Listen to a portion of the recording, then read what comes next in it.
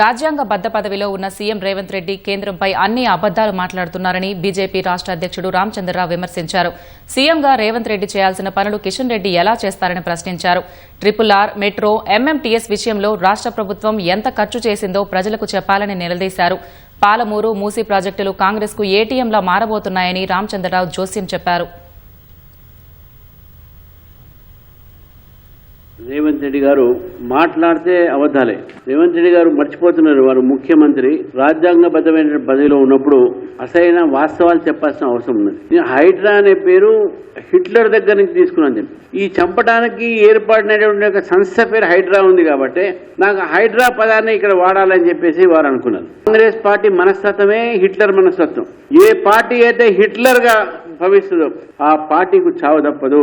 తెలంగాణ నుంచి ప్రొక్యూర్ అయినటువంటి ఒక ధాన్యం 55,31 LMT సగం కన్నా ఎక్కువనే తెలంగాణ స్టేట్ నుంచి సెంట్రల్ గవర్నమెంట్.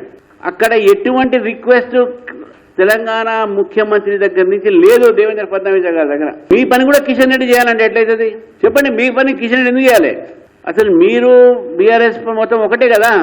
రేవంత్ రెడ్డి గారు ఇప్పుడు దీన్ని మెగా ఏటీఎం కింద పాలమూరు రంగారెడ్డిని తయారు చేస్తున్నారని చెప్పేసి విషయాన్ని కూడా మనం తెలుసుకోవాలి.